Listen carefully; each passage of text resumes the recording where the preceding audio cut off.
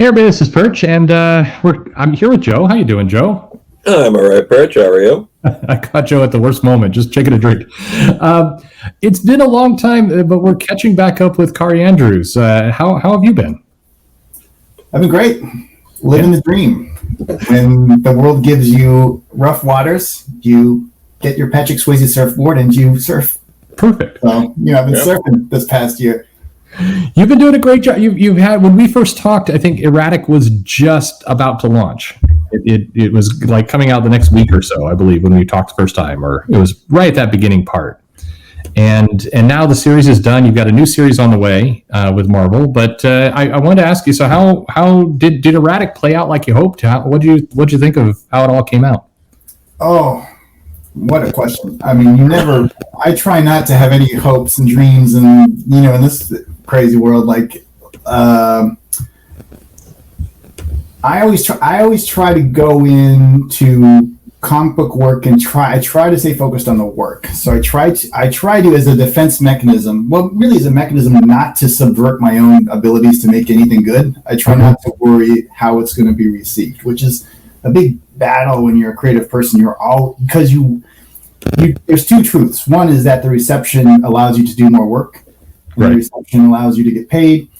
And then two, you want it to be received in some way. So it's always a huge part of the equation. But if you focus on the reception, then you destroy your ability to create properly. So it's always like, that's the battle. Is like, that is the mind battle that you play every day when you create. So I try not to have any expectations. When I did have things I wanted to accomplish. So some of the things I wanted to do when I started was I wanted to create an archetypal superhero. I felt like the world, and I think we talked about this,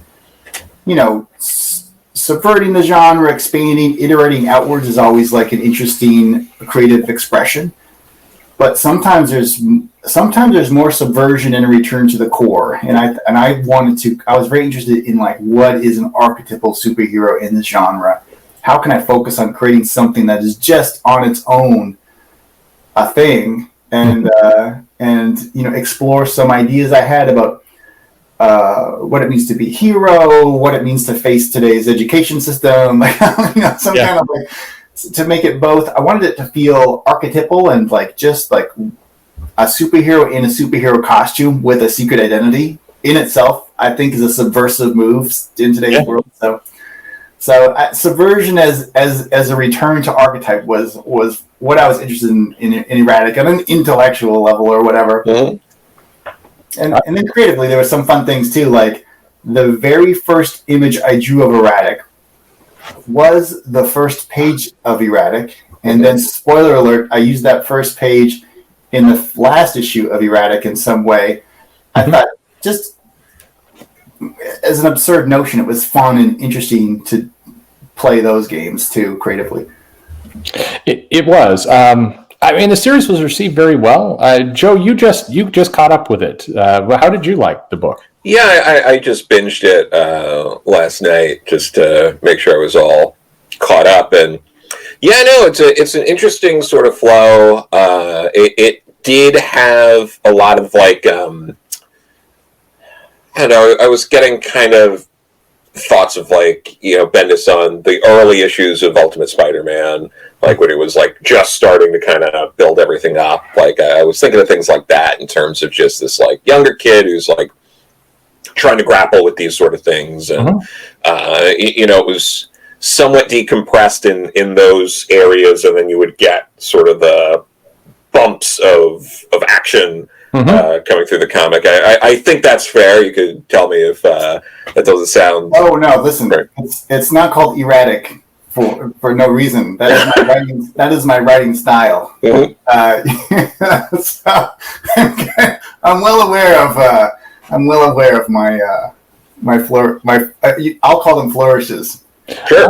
I thought it wound up playing very well because you're telling this origin of a superhero, and I liked it did have the same. It reminded me of early Spider-Man. I hadn't thought of that. The kind of the one thing Bendis tapped into that I think was successful in Ultimate Spider-Man was that felt honest as a kid and kind of those struggles that a kid was facing. It felt like it was nicely blended together, but it feels like in reading it felt like it had been a long time since we'd gotten proper superhero kind of origin story. It was nice. It was wonderful to kind of go and read through that, because we're not getting a lot of comics like that. We used to get them all the time. Yeah, those are the comics I grew up on, and I think the Ultimate Spider-Man stuff, which I didn't really read at the time, the original stuff with the Mark Bagley stuff, was super well received, and part of the reason why it was so well received, it was again a return to that core. Same with Mark Millar's X-Men at the time. Mm-hmm. It was a return to those core concepts, and I think everyone's been so interested in, again, subverting expectations, iterating outwards, trying new characters, new this, new that, a loss of secret identity, like all this moving away from what I think the archetype of a superhero is, that we've gone so far out now that I think there is a real subversion in the return to the nucleus of what a superheroic archetype. Any way to reinvestigate the core, to me, feels like now's the time. Like, if you have that urge, like, do it now before everyone else is doing it, because it's coming. I think that's what's going to come. Yeah. No, I totally agree. Yeah. You had this sort of way of, the teachers in particular, how you were dealing with them, kind of felt like a mix of manga and anime with the over-exaggerated sort of characters. Like, these are obviously not meant to be grounded, gritty characters that you as a student would meet. And at the same time, it also felt like it was taking a bit from maybe like Silver Age Spider-Man, like some Ditko stuff where, what was it, like Amazing Spider-Man like 25 with like the first like Spider Slayer, and they bring in like Smythe to like the school, and it's just like, hey kids, here's a deadly robot maker, like that kind of stuff. It seemed like a mix of like a little bit of that, a little bit of a manga influence, things like that. Yeah, I mean, I think you're correct. Totally. There is some stuff there that's. I mean, my kids are in the Canadian school system, so I found a lot of inspiration in real teachers. Oh yeah, in a fun way. For sure. But I think part of the challenge of this character as a whole was that J. Michael Straczynski created the core of this universe, the engine of the universe, this virus that mutates into superpowers. And then my task was to expand the world outwards and in new ways with my own voice, not be necessarily a supporting voice to his work, but to be an additional voice in that same universe. Yeah. And so part of the constraints of that is, just by definition, I didn't feel like I should have a very large footprint in like a world event happens, a cataclysm happens, the geopolitics change, a revolution that sweeps the world, things like that. And I found the mechanics of a high school being so perfect because the high school experience is such an insular representation of the world itself. You have all those factions in this one little school. You have your system of oppression. You have your group, their group. You have the different age levels. You have competitive sports. You have kids' introduction to like alcohol and other illicit things. You have kids experiment with shoplifting. There's like dating. There's relationships. It's like all these representations of what you could become in the world. And so I found it the perfect place to just like tell a smaller contained story, and part of building that is creating like teachers that are bad guys, and kind of like a smaller insular character space. So I think it fits well. And when you're a kid, man, at least for me, I think teachers should almost always be the bad guys. They should almost always be representations of maybe the outside world trying to tell you how to behave or what to do or how to live. And sometimes they'll be allies, but mostly they're enemies, to be honest. And one of the editors, I can't remember who, it was given to me secondhand by Axel, was like, in that first issue, was like, yeah, they're worried that all the adults are like bad. And I was like, yeah, because it's a book about teens, and they should all be bad. Like I like that a lot. Like when you're a young person, the adult world is one of mostly corruption and depression, basically. Did you get to talk with Straczynski at all during it, or did you have was it like secondhand, or how did that work? Getting what you needed for your story?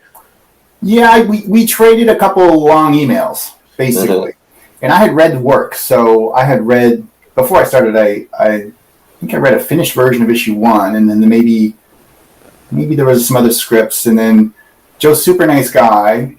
I've always kind of known him, but not well, because I did back in the day. I was doing Spider-Man covers while he was writing Spider-Man. Yeah. So it's kind of like you know of someone, and maybe you've said hello, but you don't know them that well. But he's very supportive and very nice. Wrote me a nice long letter. I thought one thing that was interesting was he wanted me to do well, and so he offered me some advice. And one of the things he offered me was, whatever villain you choose, try to give him, a real life, a real story, of course, all that stuff. And we don't want just a mustache twirling villain. And I thought, no, we don't. But what if we did? Like, what if the mustache twirling was in itself an archetype? And what if I could use actual mustache twirling as part of the villain's first appearance? So I actually drew him twirling his mustache. Not to push back against Straczynski, but actually to say, oh, what if you could do that weird thing that has become a cliche? But I think the cliches happen for a reason. So, what if you could reinvest in that cliche? So I drew him a mustache that he could twirl as kind of a way to, again, just as a thematic, return to core, return to center, all those weird things. What if you could reinvest and try to build a cool, real character, but also have him twirl his mustache? Maybe that would make it extra better, or extra good, or extra something. I don't know. I have these weird ideas sometimes that I just chase out for fun. No. Speaking of weird ideas, I mean, Straczynski was also the architect for Jason the Wheeled Warriors. I love that you can make these connections. I about that. I read a Straczynski screenwriting book way back when. I think before I ever met him. It was a very good book. He's a great writer. So interesting. Yeah. The story, I liked a lot of the things you said there. The book itself, it's set in this bigger universe. You obviously don't have to read the other parts of the Upshot kind of universe and everything that's been created to understand it. I mean, it helps, but it's not required reading. It doesn't completely connect, or at least it doesn't hurt your enjoyment of the story if you haven't read any of the other material. But I think if you read Erratic and you enjoyed it, there'd be a lot that you could get into there. And so I think it's a nice entry into those other books. I always thought of it like this. When I was a kid, I read Spider-Man and my older brother read X-Men. And they're both in the same universe, and I had no interest in reading X-Men at the time. It was the heyday of the Chris Claremont soap opera heyday, and I was just too young. I didn't want romance and soap operas in my books. I just wanted Spider-Man, basically, kicking some butt. So, but I always found it so interesting that you could have not just different characters, but different genres in that same universe. So I intentionally wrote Erratic to exist totally on its own, but still work within the Straczynski universe, basically. Yeah. So the reception was very strong. I heard it got really good marks, and I think it definitely, I saw it rated very high. I really enjoyed it. You have the trade coming out now here imminently, I believe. You may be holding it. I can sense. I'm sorry, I was turning my phone up. The trade is coming out. It's coming out in, I believe, on June 9th. Yes. Beginning of June, so relatively close. The trade is coming out right away, and I'm pretty excited. It's fun. I'm a weird creator in that I don't have a lot of books in collected form per se. I've got Spider-Man Reign. I've got my Iron Fist run. I've got I don't know. But I've been working at these comics for a couple decades now. But the amount of just self-contained graphic novels that are available for me are not a lot. So this is another addition in my in my small library. So it's pretty fun. I love having them come out and love being able to hold it in my hands and open the pages. You know, I love books. Like I love holding things. Yeah. Do you have any? Has there been any conversation, or do you have any sense of if AWA in terms of their strategy? They're doing these series, these limited series, and they're out to trade. Is there a sense that the trade is going to have more life than the original series, just in kind of how they're doing, or are there any conversations like that in terms of how the books are being kind of marketed and put out? I'm not sure, to be honest. I have not had those conversations with AWA, so I'm not sure exactly what their greater goals are as a company in terms of the back material. I know that this is a universe they're invested in, and they're expanding, and they're proud of, and they're very interested in doing more in it. So I think just that excitement alone will probably continue to drive some interest on their part in having these trades available, and probably the audiences. Their audience, you know, what happens generally with these new universes, and I saw this happen with Valiant when Warren took over Valiant, Simmons, is that as one book becomes successful, it builds an audience, and that audience is interested in that company as a whole. And so they will start to digest the other books that kind of exist within that same space. This is natural. Like if you're a Buffy fan, maybe you'll start watching Angel or whatever, you know. So I'm sure that will happen naturally. Yeah. I mean, it feels like where they're at, because it's a relatively new universe, they've got some kind of tight control over or kind of the shared output. I imagine their audience is going to be probably larger in the sense of their trade audience. I would guess a lot of people from day one kind of bought into this trade idea, and so I'm curious to see how that plays out. They're a little bit of a different experiment than what Marvel and DC do. Yeah, I know with Image, right? Image really began to focus on their trades. Yeah. And I think it provided short-term gains. Like, here's the $9.99 trade. And it's like, oh, okay, well, let's push these trades. And I think there was a lot of, maybe the finances were better for the trades, the marketing's easier for the trades go into bookstores. Mm-hmm. But there are trade-offs for that situation. So if you over-focus on the trades, what happens then is you start creating series that don't sell well because you're so focused on the trades. Right. The customer knows they can wait out, buy that first season at a discount, and then maybe just you just become a trade waiter. Yep. It's a weird balance. This comic book industry is such a weird balance of I like the weekly experience. Like I grew up loving Wednesdays. Like I went to that store and I'd buy my DVDs on Tuesdays, my comics on Wednesdays, and I would love the anticipation of what's going to show up. I didn't really ever know what was going to show up at the store. And that was part of the experience of just like going there, buying, shopping. Like it was fun to do that. And it was fun to set your week a little bit. It sounds like one of the things we've lost with kind of how the drops and things are happening now is that you could look forward to new things every day in a week, just in how stuff would shake out. I miss that. So yeah. Well, then the trades were really cool too, because now you could put them on a bookshelf. They wouldn't get destroyed. You could line them up. You could see the spines. I mean, I remember even buying like Arkham Asylum when it came out when I was a kid. Like it was a hardcover. It's a real book. Look, everyone, it's real art. Like it was like a fun thing to do. But if you overemphasize the trades, you actually destroy the floppies. If you overemphasize the floppies, you destroy the trades. If you overemphasize digital, you destroy both. You lose the comic book stores, then you lose your whole industry. If you overemphasize the comic book stores, well, no one's reading digital, and there's a whole audience out there that you can't reach. Like it's a very interesting juggling. It's such a weird industry, like especially now when sales are a bit anemic. I don't know how it's going to resolve. Like it's just, I think, for myself, I try not to worry about that because I think the true answer is just, if you could focus on anything, it would be like, what's the best work I can do today in a comic book? Like, I don't get worried too much about like, oh, is everyone going to hate me? Is there people going to get mad at me? Or like, how's something going to get received? I know the answer is always, well, I better make sure that page looks better than I thought it would look. Like if I ever start to feel that self-doubt, the answer is always like, how can I make this work even better? Or better? Like, or I get scared about the industry. Like, is it going to be around tomorrow? Well, the answer is if it's a great comic book, the industry will be around tomorrow. So exactly, at least as an individual creator doing a very small amount of work on my own, my answer for that always is, well, I better make sure that work is as good as it can be.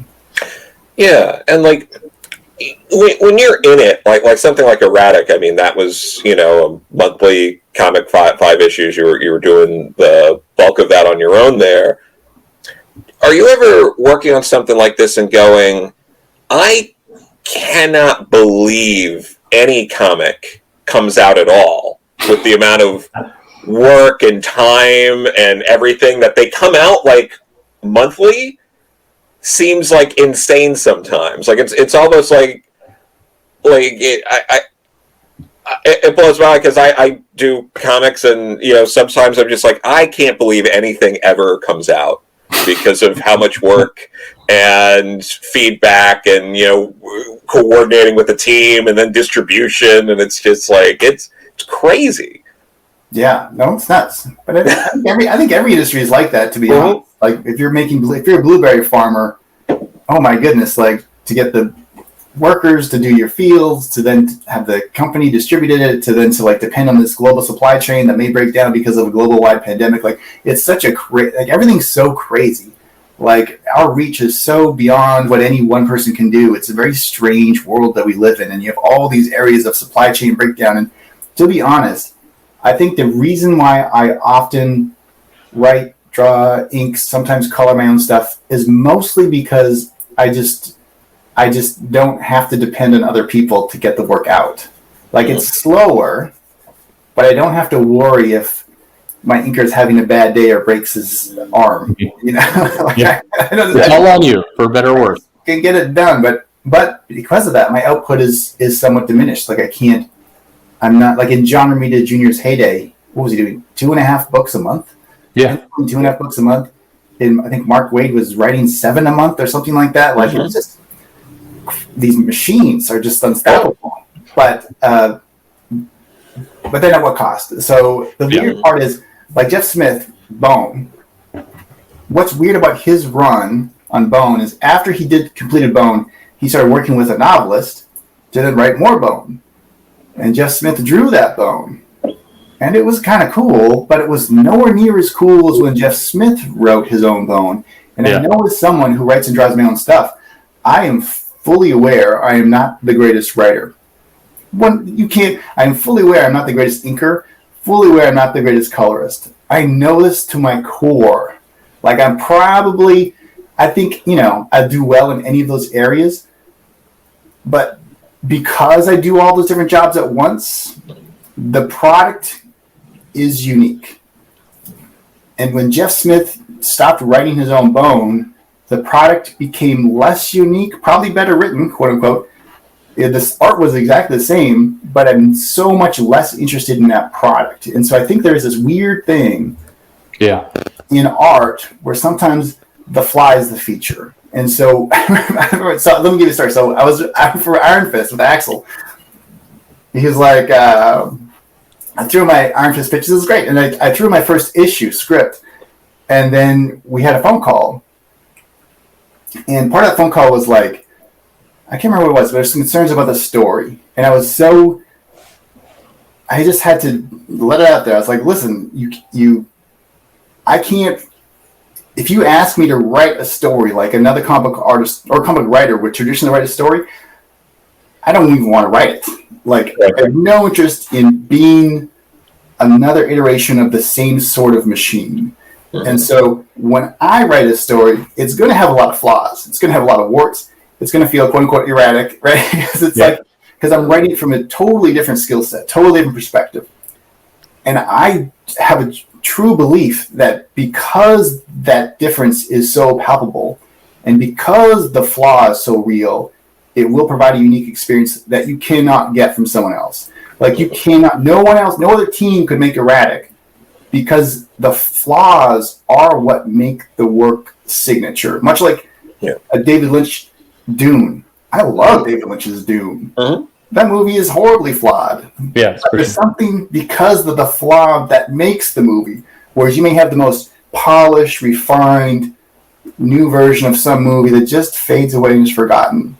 So Spider-Man Rain. There's parts of Spider-Man that are drawn horribly. There's parts of Spider-Man that are written awkwardly, and sometimes it's too much, and sometimes it's too crazy, and sometimes it's too much dialogue. But I know that if I went back and tried to fix it, it would lose whatever it was. If I tried to re-edit Star Wars 4 times, it won't get better.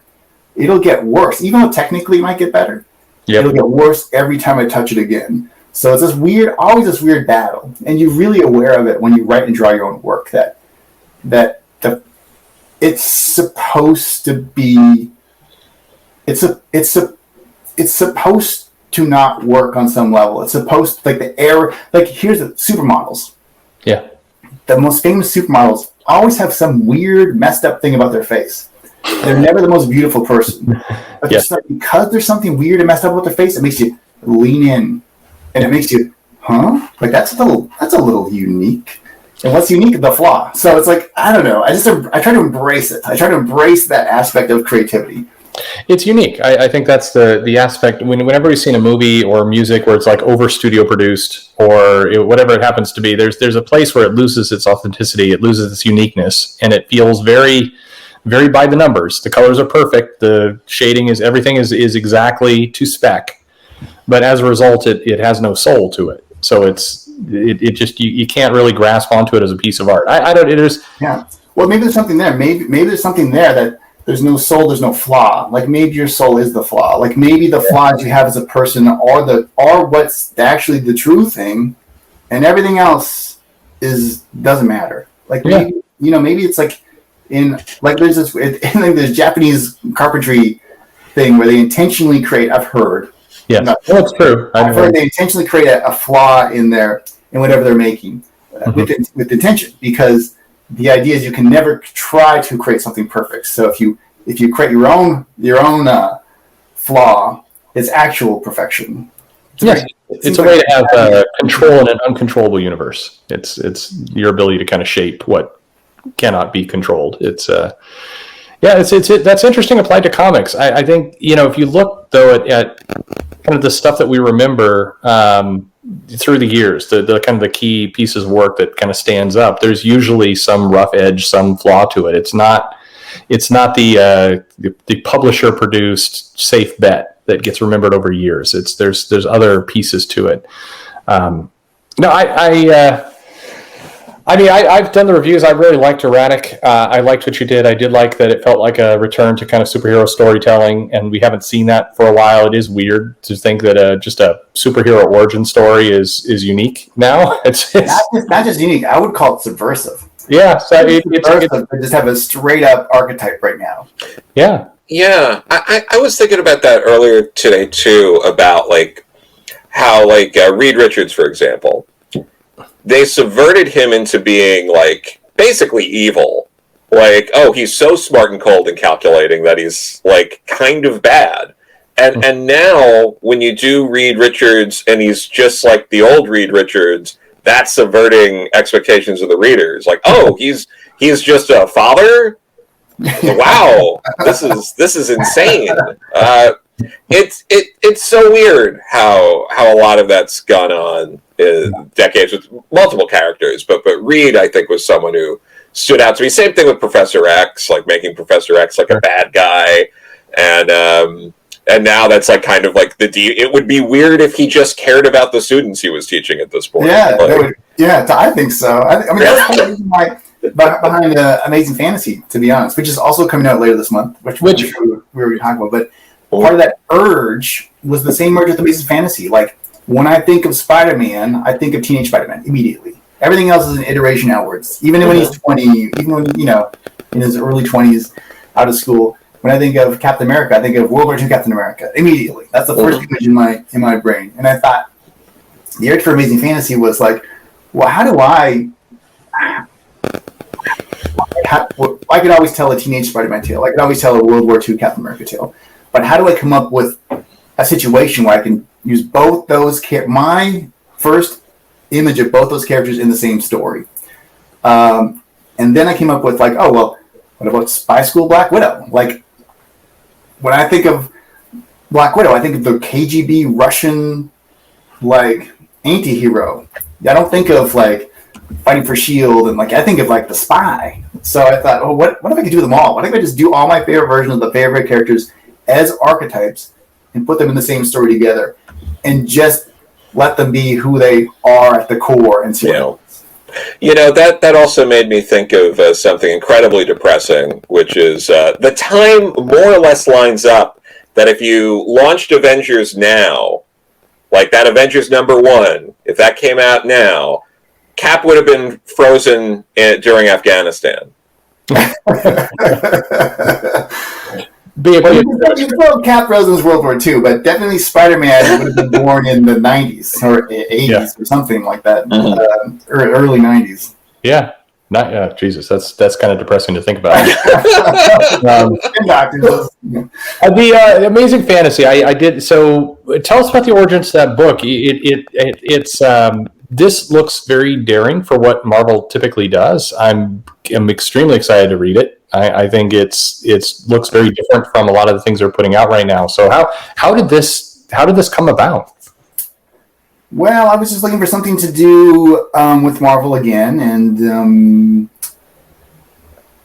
I fit in better at Marvel when I do an out of continuity thing. Sure. It both like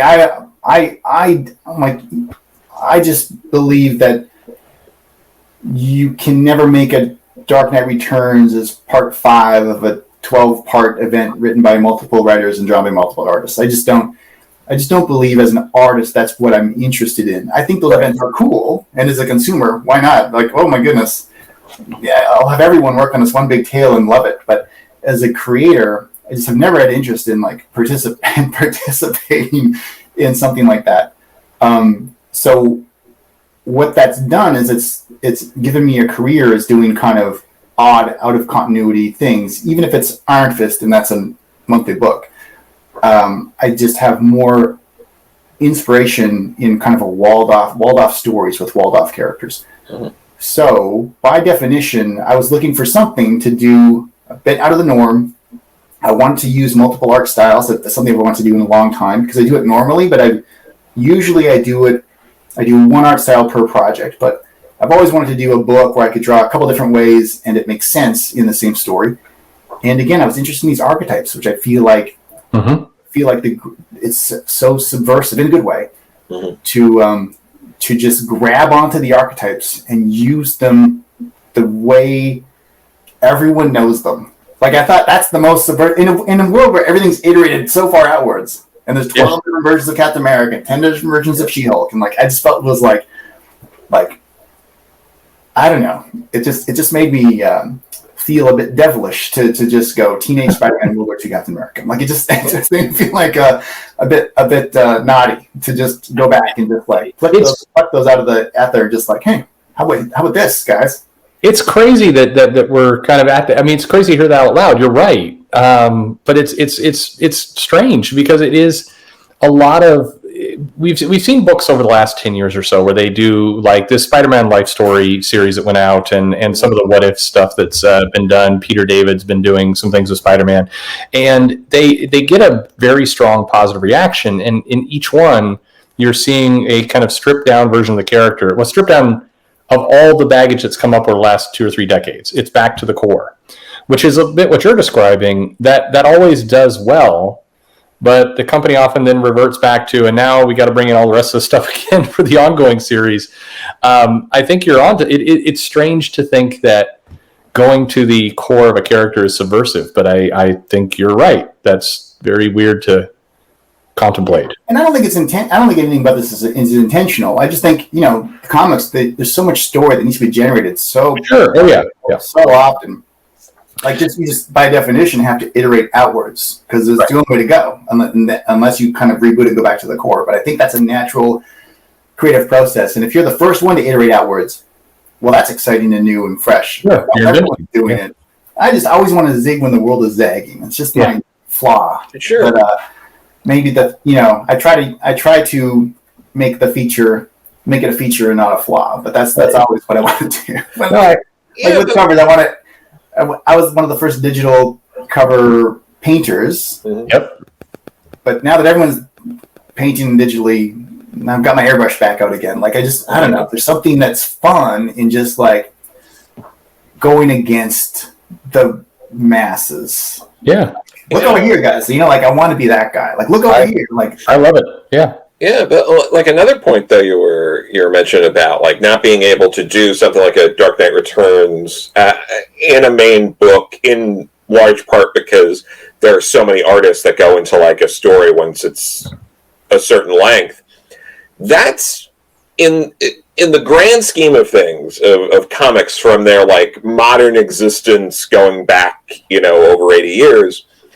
It's fairly new. There used to be very long runs. Like artists could just be on books for a long time. Like Jack Kirby did like over 100 issues of Fantastic Four. Like just he did it. Like that's not like, and yeah, that's exceptional. But for the most part, you could have like you had the Byrne run on Fantastic Four, X-Men. You'd have John Romita have long runs on things like. There was a time where you could potentially do that, but when it comes to mainstream books right now, it's exceptional. I've noticed, at least, I could be wrong, but when I look at books, if an artist is on a book for more than 5 issues straight on a mainstream book without a fill-in or something, I'm blown away. Mm-hmm. Yeah. Well, that's a multi-part situation. I think I think the quick answer is just these days, most artists are given 5 weeks to do one issue. Mm-hmm. So just by definition, you can't do a monthly book with 5 weeks per issue. I mean, you can do almost a monthly book with 5 weeks per issue. Yeah. I think another part of that question is what happened to our interior artists. When I was a kid, my favorite artists drew interiors. They blew you away. I could care less who drew the cover. I was about the insides of the book. Mm-hmm. And then the image happened. Mm-hmm. And those interior artists were probably put on a pedestal greater than they could carry. Mm-hmm. And as a reaction, the company started supporting the writers. And then the writers that worked out well for companies because a writer could carry 5 books a month. And you'd be like, this superstar writer gives you 5 buying choices every month. Let's all buy in. Let's increase our revenues. The unintentional consequence of that is that the interior artist became so devalued that there was very little point for the greatest artists in comics to draw insides anymore. Yeah. Right now, I get more time and I get paid more and I get more recognition if I do a cool variant cover than if I drew the inside of some comic that someone else wrote for some company. Like, it's just, there's very little incentive for a comic book artist. Now, here's the weird thing. Yeah. It may not sound like a big deal. Like, just suck it up, draw the comics, they'll come back. Here's the weird thing, though. And you know this. And Joe, don't get too offended here, but I could give you the worst written comic book. Yeah. Put a AAA artist on it. Travis Charest, interior art. Oh my God, would still love it so much. Sure. Reading it, the Travis Charest comic book, I don't care how badly it was written, just seeing the art sparkle would be like amazing. If I went the other way, Alan Moore, but the worst artist possible, it immediately becomes unreadable. Not just like I don't enjoy it. Like if you have terrible art, unreadable. So it's like a weird balance of like great art, great writing together is what you want. That's everything. Sometimes that can be the same person. Often it's not. But right now, those interior artists are so devalued. So devalued. It's like, I mean, I would love to see the new Todd McFarlane drawing a Spider-Man book and just find someone and follow them, and discover them, and track their careers. But like, it's just a bit out of balance right now. And I think part of the problem is the movies in a weird way. Mm-hmm. The movies have overvalued the writing because in Hollywood, the writer is considered the originator of ideas. Right. Because in contract law, that's a law that's written in language and words.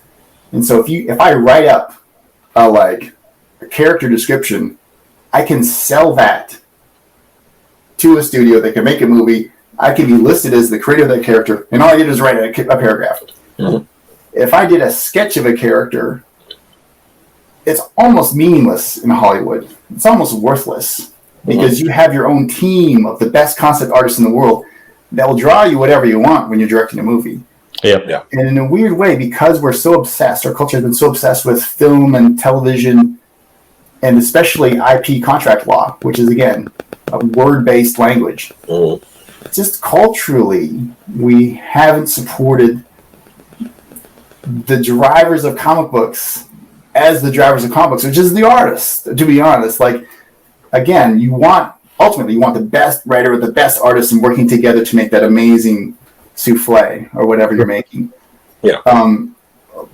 But how many writers has Hollywood plucked out of comics and like given a deal? Like I could name you at least 12 off just in 5 minutes. Mm-hmm. How many amazing artists has that happened to? None, zero, not even one. And it's because, again, in Hollywood, the writer is seen as the writer of the screenplay. They get the residuals. That's what you want. They get the money. They get all this stuff in contract law, again, written in words. But the greatest artists in Hollywood are not the people who draw. They're directors. The greatest artists in Hollywood are the ones that then transform the words that someone else wrote into the thing, and they get the credit. They just hire the visual artists to draw the stuff for them. So it's this weird, like, I think this obsession is dying, at least in feature films. They're going away now that we're kind of more obsessed with streamers. But that weird paradigm, it doesn't translate into comics. And because it overpowers comics, I think it's really subverted the medium in unintentional ways. And how do you fix that? I think the only way to fix it is right now to have artists return to the interiors of the books. How do you do that? Well, either you pay them a lot of money because they're getting paid more money to do covers. Most publishers probably don't have the budget. Well, what do you do then? Well, you can't offer them a book that they write and draw. That's something you can do. Now, not every artist wants to write. It's hard and humiliating and awkward. And like, just to write something that makes sense is hard enough, let alone be good. Sure. Like I struggle all the time. I know I'm not the best writer, but I think the struggle is what I need to do, so I do it. But it's like, that's the question. How do we incentivize artists to come back to the interiors? The easiest thing I can think of is just writer artists, but not everyone wants to do it. What's next? I don't know. Page rates, but the money's not there. I don't know. To me, that's the big question. There's a few things, I guess. Co-plotters, like having artists that are invested in the story that are dictating, whether they're not actually, they might not be writing the dialogue, but they're like, this is the story I want to tell, and we're going to work on it together. The secret of Stan Lee, right? Like Steve Ditko, Jack Kirby, uncredited co-plotters. Yeah. That. Another thing, too, though, I think just by everything that's been going on the past couple of years, what you're saying with the writers and kind of taking over, which has been a thing for the past couple of decades, it seems like it is crumbling. Like, we have reached that point where something's going to have to change because it's not working anymore. Like, I think we've seen a lot of these like writer stunts where they try to get a celebrity or the son of a celebrity. Isn't that the worst? The worst. I mean, sometimes by accident it works out, but usually it just seems so, because I think inherently we know it's not true. We know it's a trick. Exactly. Get Halle Berry to co-write a comic book. It's not because she's a great writer. It's because you're trying to trick people into buying it so that you can get your movie deal that then Halle Berry can star in. It's all a big trick, a big scam, and I think we recognize that it's a scam. Yeah. It is a broken system. I do think that we, like Joe said, I think we're crumbling to a point where, and when I say crumbling, I don't mean the industry's crumbling. The industry's still bringing in money and everything else, but there's a I don't know the right word, frantic. There's an erratic. There's a pace there.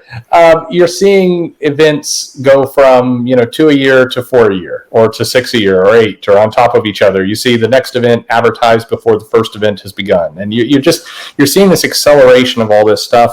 I think the Penguin Random House deal is going to push things in a different direction as well, just in terms of how they're going to count numbers and all of that. We're hitting this breaking point, not like the industry is on life support, but rather a bunch of things. The pressure has built up to where it's going to pop, and we're going to have to start seeing some other things. And I do think the writer-artist as a combo is I think we'll see more of it, more projects like yours. I think co-plotted. There's a lot of differences, and in this weirdest way, I'm now optimistic because I'm hoping that companies are going to go to this archetype model for some of their characters that they've messed around with so much. Yeah, I'm not a nihilist at all. I'm an optimist. I think this industry. I think the quicker these superhero movies can start tanking, the faster the comeback of comics will be. Because the trick was, right, we were told, and I believe this when I was growing up, these would be the best movies. Oh my God, I love these characters so much. What if everyone should know about these characters? Everyone should know. How can we get everyone know? Yeah. These were movies. Everyone would know these characters are so amazing. What happens? They made the movies. That spark of life that are in superheroes, embedded in them, showed up in the movies. And everyone did turn towards them. And everyone loved those movies. Everyone loved the movies. Yep. Not just did they not care about the comics they came from, that some of that same audience that was getting that spark, the good stuff from comic books, they left comic books because the movies are so powerful. I've had so many experiences in my life where it's like, what do you do for a job? Oh, I do some comic books, I do some film work, mostly for Marvel. Marvel Comics, I love Marvel Comics. And then they list off all the movies they've seen. But I know they haven't looked at a single issue. And that's cool, that's fine. And I think those movies are important because the superhero archetype, I think, is an archetype. Like, why is superheroes so important in our lives? Because I think it gives you a guide to addressing the horrors of life in a very distilled format that is safe, empowering. There's a lot of embedded truths in that experience. And I love that people can get it in cinema because the power of cinema is overwhelming. But everything cycles. The Westerns failed after a certain amount of time. As soon as the superhero movies start failing in a large way, I think there will be a mass return to comic books. Because what gives those movies life is borrowed from another medium, to be honest. Like, movies didn't create the superhero genre. Like, comics created that genre. That visual narrative experience of, like, what to do when evil comes to find you, because it will, right? Like, through life that things come to you all the time. And sometimes they're your fault. Sometimes you let the robber go and it kills your uncle, and, like, you have to learn these hard lessons. And, like, man, I fall down hard all the time. I hurt people I love. But I try to get back up, and I try to be just like Spider-Man. Like, he taught me how to live, that guy. So I find that those truths, like why we resonate with those cores, those archetypes, those characters, is because there is truth inside them. And if I can try to get that truth back on the page of comics, then I think the power is in the comics. And when I watch some trailers of newly announced movies iterate away from the core of what they're supposed to be, all I do is smile, because it's like that Green Lantern movie with Ryan Reynolds, who killed it as Deadpool.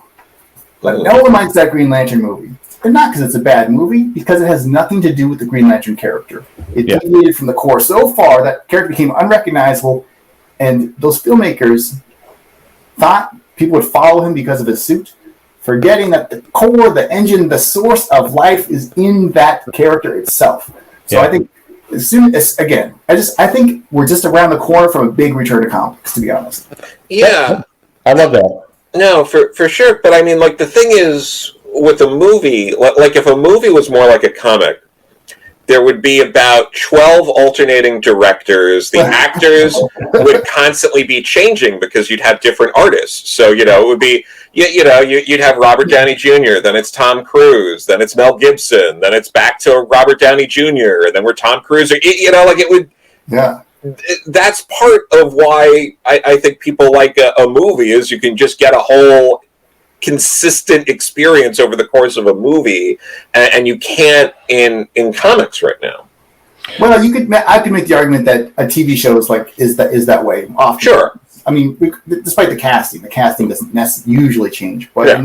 in most shows, the episodic director is different from episode to episode. Sure. Yeah. And, your showrunner generally stays the same season for season, but even that switches off every couple seasons. Creative conflict, they get the boot, something like that. And I don't want to pit movies against comic books. No. Like the source of life that is distilled in the pages has been borrowed by another medium for a little while, and at some point it'll return.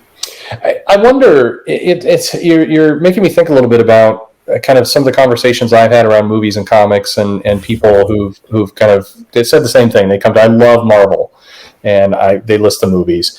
Do you think that the movies are basically taking years and years of comics? They're showing us the best moments in 2 hours. It's really distilled down to no filler, and you're getting all that kind of those actions, those big moments, these scenes that you kind of maybe imagined in your head, or you're seeing them play off then on the screen.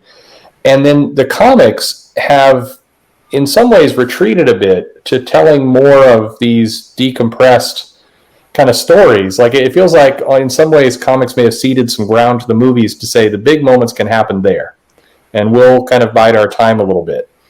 And I'm now, I don't know how I think about this. It's a newer thought, but it's listening to you, I wonder if movies start to lag a little bit, will that then naturally bring the tide back to comics to, say we do have to create these huge moments in comics again, and it's not enough to have a year go by where we're doing some kind of padded schedule. I don't know. You're bringing up a lot of things I hadn't thought about before, which is awesome. That's interesting. I don't know. I think the movies accidentally reinvested in the core of the characters, because most of these characters, even Captain America, the general public didn't really know anything about. Right. So they knew the name, they knew kind of what he looked like, but they had to tell that first Captain America's movie with him being in World War II, because that's at the core of his character. And now that they've done that, every other movie is an iteration away from that core. And at some point, the power of the characters will get lost in the movie experience because they've iterated too far away from the core of the character. Yeah. And then the movies, I think, should, if they want to stay relevant, reboot and go back. just like they keep trying to do with, Superman or whatever. Like a Spider-Man. There have been at least 3 different Spider-Man movie runs. And each time they have to reboot to the core of the character, not because they run out of ideas, but actually that's where the power of the character is in his origin story, is where his true power is, the lesson he learns. So the comic books, I don't really know too much. I think the comic books fell into a TV trap. Mm-hmm. And what is TV? It's low stakes, high character. Yeah. And how do the best movies these days compete against TV by being high stakes, low character? Mm-hmm. So whether it's Mad Max, George Miller, or whoever, it's like this thing that TV can no longer provide, because TV can outcompete movies in character and plot. Right. TV cannot outcompete movies in just money and spectacle and like simplicity. Like, you wouldn't watch 12 episodes of a simple plotted show. Maybe you would. Maybe just to subvert it, you would. Someone please steal that and let's do it. But a movie, I think the most powerful movie right now is just a paper-thin plot that is George Miller, Mad Max. He's got to drive one way and then drive the other way back. And because it's so simple, it feels so new and so fresh and so overwhelming. You're like, this is the greatest movie ever, and I don't know why. But if you try to do that as a season of Homeland, where Gary Matheson drives to Russia and then drives back over 13 episodes, I don't know if you'd watch the whole thing. Like, there are ways to outcompete. In comic books, I love doing things in comics that you cannot do in movies. I love playing with sound effects. I love playing with the design of pages, using the design of pages as a storytelling device in itself. I love finding those things that comic books can do that you can't do in any other medium.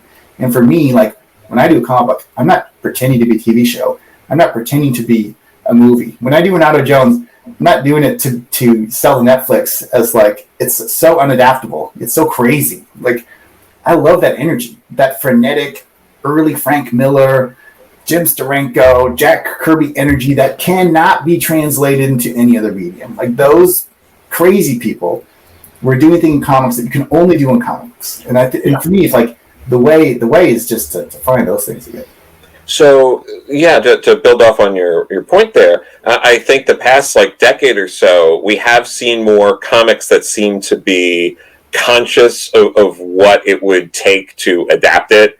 So you're seeing more grounded comics, and also to your point, you're seeing a deprioritization of the interior art, where maybe you'll get a big name writer, and they'll find a cheaper artist or an artist within their budget that can do this story that's mostly people talking in a room, or it's really like it's high drama, but you could tell that the budget would be pretty low, and that it's clearly made to be adaptable in other mediums, and I think that's another thing we're starting, like, people are starting to get sick of. But I mean, you notice that stuff the past like decade, and you wonder how we kind of get here, and what you're saying kind of like goes over. You know how we got here. It's because movies are so prestigious. Some people think comics are a shortcut to another medium. Yeah, and like they can be. Yeah, if you're a famous writer, you can trick your way into another medium through comics. But the truth is also, like, if you can figure that out, you could have probably skipped comics to begin with, because it's not that hard to break into writing television. It's not that hard to break into writing movies. Like, I broke in as a director, having nothing to do with my comic book career. That was a separate career that I can currently start. Yeah. Like, it's a separate job. So if you're like Mark Millar, if he just started in TV, he would still be where he is in a different way. Like, it's the trick works both ways, because it's also a distraction. So if it's true, here's the truth is, if you are using comics solely as a trick to get into another medium, you will not survive that other medium. Yeah, agreed. Because that trick is just one step towards a career, and you can't make every step a trick. Like, you run out of tricks real fast, and I think you've seen a lot of writers run out of tricks. You know, and I think it's so funny. What's the worst comic book you ever read? It's always the trick into a Netflix deal. It's always the trick into a movie. It's always the trick to get something else, because there's no truth in it. You read the comic book, and it's so false. Right. It's a blatant. It's like staring at a psychopath or something like that, and wanting love in return, and it's just like you just get revolted by the deception. And comics, the industry, I think, unfortunately, asked for it in a lot of ways, with the you see publishers bending over backwards constantly to get screenwriters no one's heard. They don't have they're not a household name. I know. They sound cool to people within TV and maybe comic executives, but no one knows who these people are. They pay them more money than people who broke into comics because they love comics. And it doesn't work the other way. There are no executives in Hollywood who are like, what we really need here is a comic book writer. I know. Here's the funny thing is, like, when they do a superhero TV show, they specifically do not want comic book writers on those shows, because they look down on comic book writers. That's the truth. Right. Yeah. They look down on comic book creators. They see these are studios. I'm not everyone, of course. Obviously, there are a lot of fans, because a lot of people have risen up to loving comic books. But in general, when they're staffing a show, they might think it's cool you do comics, but really, they probably just like your writing anyways. And then, maybe you're writing She-Hulk or something. Oh, that's extra cool. Okay, put them on the show. But they're not going to be like, who's writing She-Hulk? Let's give them a chance. It's not gonna work. It's not gonna work. Like, it's very we saw that. I mean, we saw it play out about 15 years ago, where there was an attempt to bring some comic book writers into movies, and it was rejected pretty aggressively. The entire concept of having this advice. Well, I don't think you've never seen more comic writers writing television now, because a good writer will transition to another medium if they set their skills towards. Absolutely. Yeah. So for sure. But it works the other way too. Like if you can have a famous novelist and ask them into the comic medium and just watch them fail spectacularly. Like it's like such a specific the patterns, the expectations, the rhythm. Like if you have the master limerick writer and you bring them into the world of haikus, like they're without understanding how to write a haiku, it's just gonna fail. And you've seen that with Hollywood too. Oh, famous director, come write a comic book for us, like, and they have no idea what they're doing. Like it's a weird thing. Yeah, I mean, and I have stories from people, I'm sure you all do too, of like that. I know people who write TV who have agents, and their agents hate that they do comics and keep telling them stop doing comics. You're making less of a cut here. Like you're doing enough TV. Stop taking these gigs. And then you also have comic writers, and they get literary agents. And there's a lot of literary agencies that say they do comics, but they don't really do comics. They get people to do a few comic book gigs in the book market, and then they immediately go, okay, we got to get you writing a novel. Yeah. Like, I can't tell you how many people I know who are working on a novel who never wanted to write a novel, but they got an agent, and their agent's like, what you really need to do so I make some money here is sell a novel. Yeah. Leaving out that piece of and you're going to get all of these in the next 10 years. There's going to be a barrage of horrendous novels or novels that never come out from all these comic writers who they got agents, and all their agents are like, you got to do a prose novel because that's where you make more money. And it's all these weird things coming in to try to pull people out of comics.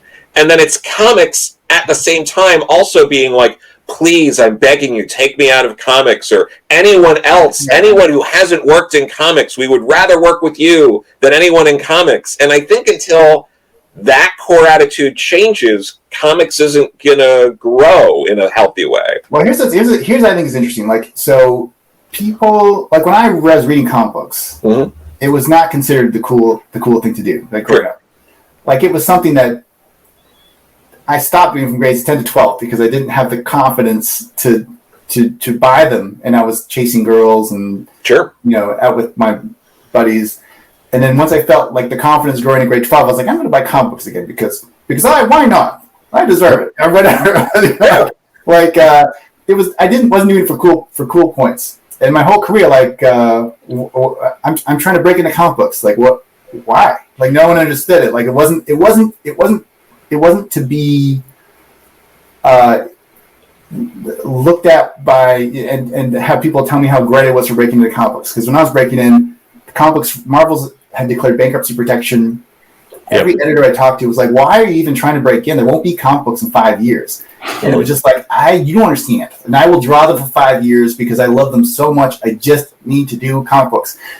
And the greatest creators all have this innate love of the medium itself. And so here's what happens. Every time the comic book has a purge, and the purge happens because of bankruptcy. The purge happened because all the pretty flowers have died. The purge happens because people, they're just not buying comic books anymore. The greatest creators of comic books always stay because they love the medium so much. They would, like, you would have to kill them to make them stop making comic books. And so when Marvel was in bankruptcy and the industry was on the collapse, you had amazing comic books. Why? Because there was no prestige in making comic books. So all those people who just wanted to be like, I don't know, get famous, quote unquote, or get props or get held up for touching these heroes that everyone loves. Like that wasn't there. Just people who loved him, and that was some of the most creative, amazing, innovative. And I think to be honest, like every time the comic book industry starts to collapse, quote unquote, I just think it's great. Like I don't know. Like I think it's amazing. Like I think if the comics could just like crash a little harder, a little faster, maybe this year, maybe next year, just like really kind of like get close again. Get close. Every 20 years, we kind of get close to going out of business. Get rid of those people that aren't in it for like the love of the medium, and who we left with, just like amazing ballers, like just people who just can just drive, right? Get that steering wheel to those hands and just like, here you go, dude, and just watch them fucking tear up the tracks. Like that's what I want. I want the natural purge to happen now in some way. Yeah.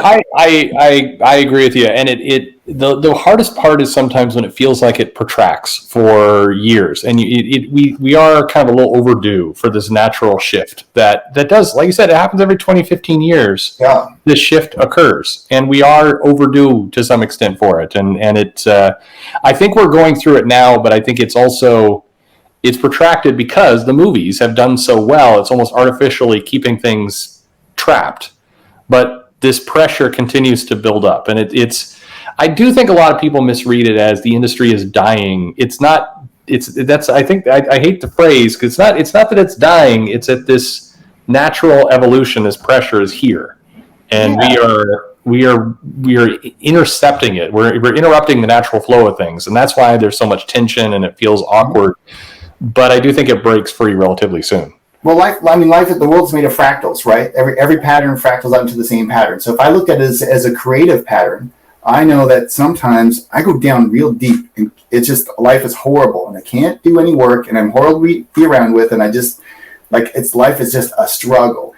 But I know at some point I'm gonna turn back up on the merry-go-round, and I'll be at the top of my game. Everything I do is amazing, all the successes, and then I know I'm gonna crash again. And just as an artist, I know that cycle so well now. I know no matter how bad it gets, at some point I'll go back up, and that's the industry. The industry almost bottoms out regularly every 20 years, like you were saying. And it's that's why I'm not a nihilist, because I know that the world is not a one-way trip. It's like a circle. That circle of life, as the Lion King would have. It all comes back to Disney somehow. There's a truth in comic books that exists beyond any other medium. And because that truth is inherent to the medium itself, that juxtaposition of image and text in a way that is unique and signature to one medium alone, it will always survive, and it will always circle back up. I love it. Yeah. Boy, it's weird to bounce from that to this, but so Amazing Fantasy does come out here in a few short weeks. I think it's the 28th-ish, something like that. And how long is it? How long does the series run for? 5 issues. And it's long. Yeah. It's all you, right? Is that it's all me to begin with, and then at about issue 3, I'm going to have Brian Reber jump in to help me color. He colored Erratic. Yes. With me. So at a certain point, I just wanted to work faster. So Brian's great. We work well together. So he did a great job in Erratic, and so I asked him to help out with Amazing Fantasy. But I'm writing, penciling, and inking the whole thing. I'm just finishing inking issue 5 as we speak. So well ahead. The book will be out on time, as they say. Mm-hmm. It should be fun. What's the you mentioned kind of taking characters to their core. What are some of the other things people should be looking out for the book? Again, I just like to subvert stuff. So, okay. So can't spoil. Well, we don't want to spoil the surprises. I wanted to put. I was interested in the word fantasy in Amazing Fantasy. I think it's not an accident that Spider-Man came out of a book called Amazing Fantasy, and we've always chased out the amazing in that title. That was his name, the Amazing Spider-Man. Right. It turned from Amazing Fantasy into the Amazing Spider-Man. But no one, I feel, has really dug into the fantasy part of that first issue he showed up in. And I thought, oh, well, that's fun. I used to play Dungeons and Dragons as a kid. I used to paint Warhammer gaming miniatures as a kid. Why not have Captain America go full barbarian and battle orcs? Come on, what? That would be amazing. So there's that. I think you've seen it in preview pages. If you've seen the preview pages, yes, so trying to, I just have these weird little. I think your job as a creator is to whatever weird little notion you have, just dig in, chase that out. Why? I don't know. That's so there's this quote by I forget who said it, but they said that artists should never quite know what they're doing, because the act of art is organizing the chaotic thoughts of the unknown, right? So to do your best art, you should actually be unaware on some degree of what you're doing, because if you already know what you're doing, it would just be, you would already know the answer. And if you can embed the discovery of answers within the work itself, that provides inherent purpose and meaning to the art. Like, what is art? Like, what does it mean? Like, if you listen to a song on the radio and you're like, oh, that's interesting, I haven't heard that before. And then you lean in and you're like, oh, that's really cool. And you start grooving. And then you hear a month later, a different artist, they have a song that sounds almost the same. You do not respond in a similar way. You do not have the same reaction. You do not say, oh, that sounds pretty much like that other song I like. Oh, I'm going to listen to this too. In fact, you have a repulsion towards that sound. And why is that? It's because there's something about a new thing that is pointed towards some kind of shared truth that makes everyone look towards it.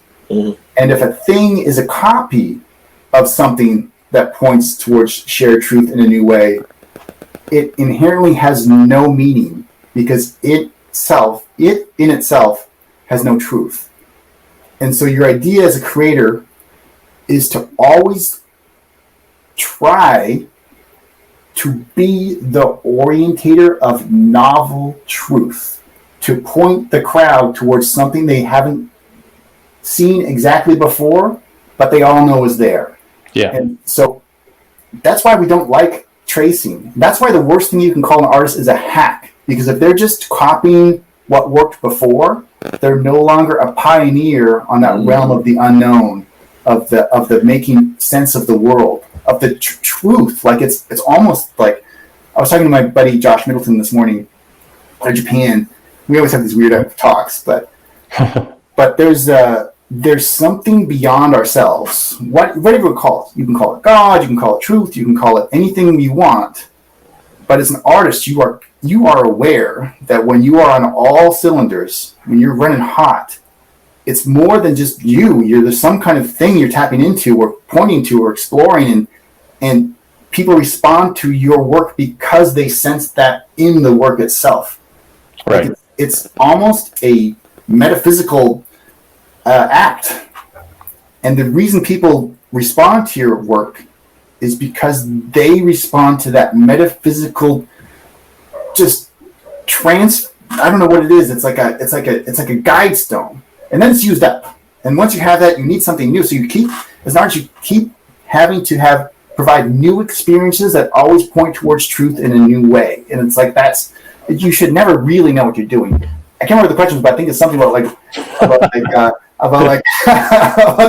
amazing fantasy. No. About the fantasy, right? So I constantly follow my urges wherever they go, and I try not to overanalyze it. But if I just have that ping in my tummy that, oh, that's cool. I haven't seen the player's manual for Dungeons and Dragons since I was a kid or whatever, and then there's a ping there. I'm like, okay, I'll save that image. I'll file it away. I'll chase that. I'll try to find if I hear Straczynski say, try not to get a mustache twirling villain, and there's a ping, like, oh, wouldn't it be fun to try to create a mustache twirling villain, but in a way that's actually works? Yeah. Like still follow what Straczynski's telling me, the sage advice, but then also do that thing you're not supposed to do. Like, to me, that's the those are the nuggets of gold that I love to dig into. Yeah, it's a lot of fun. I like how the fun it comes across when we read your work, that there's fun that you're creating, and we're picking up on that, and that's always what makes the titles really nice to read. You mentioned Erratic. Is there a plan to revisit that world at any point?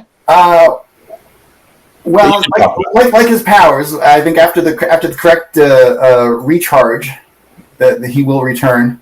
I know my kids. This never happens, but my little boys love Erratic so much, and I know they are very interested in me doing more Erratic. So, I mean, that never happens in my world. So that's an indicator into itself, probably. That's good news. Well, it's a sense of good news. That's I'll take it. The problem with creating is there's always so many things you want to do. It's like there's always an opportunity cost every time you do one thing. So you know. Well, I'm anxious to see where it goes. How do I not answer your questions? No, you can't reveal all future plans. But I know the book was really enjoyable. I enjoyed it. I know a lot of other people did, and I think there was. I said in one of the reviews, it was.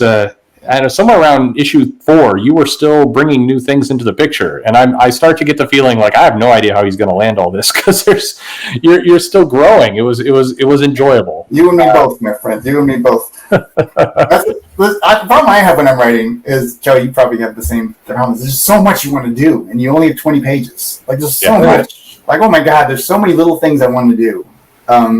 Especially when I'm also drawing it, because sometimes you want to take 3 panels to do one thing.